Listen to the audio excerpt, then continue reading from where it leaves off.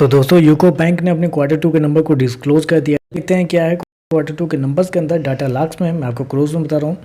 तो देखिए पिछले क्वार्टर की बात करें तो पिछले क्वार्टर पे कंपनी ने 6,859 करोड़ के आसपास का रेवेन्यू जनरेट किया था पिछले साल, मतलब टोटल इनकम कंपनी का था। पिछले साल की बात करें तो 5,865 करोड़, जबकि अभी देखें तो बढ़ के 7,071 करोड़ कंपनी का जो टोटल इनकम है वो आपको जाता हुआ देखने को मिला। तो साल दर साल देखें तो साल दर साल कंपनी के टोटल इनकम के अंदर लगभग बोल सकते हैं आप 20% के आसपास का जंप आपको देखने को मिल रहा है। वहीं अगर क्वार्टरली बेसिस पे आते हैं तो क्वार्टरली बेसिस पे कंपनी का जो टोटल इनकम है उसके अंदर एक हल्की सी तेजी आपको देखने को मिली। लगभग बोल सकते हैं 3% के आसपास का जंप आपको देखने को मिला। तो क्वार्टर साल दर साल कंपनी का जो टोटल इनकम है वो आपको बढ़ता हुआ देखने को मिल रहा है। कंपनी के इंटरेस्ट इनकम की बात करते हैं तो वो भी अगर आप देखते हैं तो यहाँ पे साल दर साल क्वार्टर जो है वो आपको बढ़ता हुआ देखने को मिला। तो कंपनी का इंटरेस्ट इनकम और कंपनी का टोटल इनकम जो है वो आपको बढ़ता हुआ देखने को मिला है। खर्चे की बात करते हैं तो देखिए पिछले क्वार्टर में कंपनी के खर्चे 5,538 करोड़ के आसपास, पिछले साल 4,883 करोड़, जबकि अभी देखें तो कंपनी के खर्चे 5,639 करोड़ के आसपास आपको देखने को मिले। तो खर्चे भी देखें तो खर्चे भी कंपनी के ठीक है, ऑन एन एवरेज कंट्रोल में ही आपको देखने को मिल रहा है।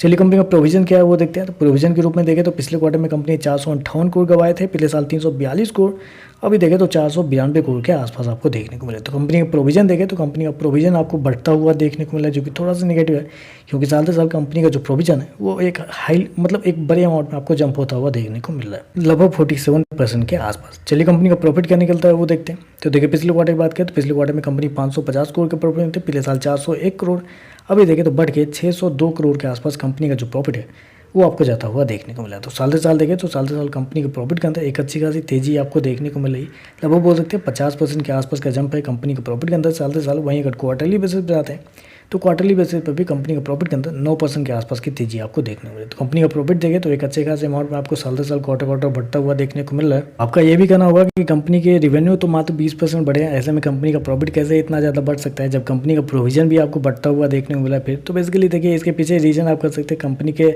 अदर इनकम को जाता है इस क्वार्टर में, क्योंकि अदर इनकम में देखते हैं तो इस क्वार्टर में कंपनी को 993 करोड़ रुपये कंपनी ने इस क्वार्टर में जनरेट किया है, जबकि पिछले साल मात्र 646 करोड़ के आसपास। तो अदर इनकम देखें तो लगभग 50% के आसपास आपको बढ़ता हुआ देखने को मिल रहा है, जिसकी वजह से कंपनी का जो प्रॉफिट है वो आपको बढ़ता हुआ देखने को मिल रहा है। चलिए कंपनी का ईपीएस देख लेते हैं। पिछले क्वार्टर में 46 पैसे के आसपास था, पिछले साल 34 पैसे, अभी देखें तो 50 पैसे के आसपास है। एनपीए की बात कर लेते हैं तो ग्रोस एनपीए का देखें तो 4.14 से गिर के 3.18 के आसपास आता हुआ देखने को मिल रहा है, जबकि नेट एनपीए 1.11 से गिर के 0.73 के आसपास है। तो ग्रोस एनपीए नेट एनपीए भी देखें तो आपको संभलता हुआ देखने को मिल रहा है।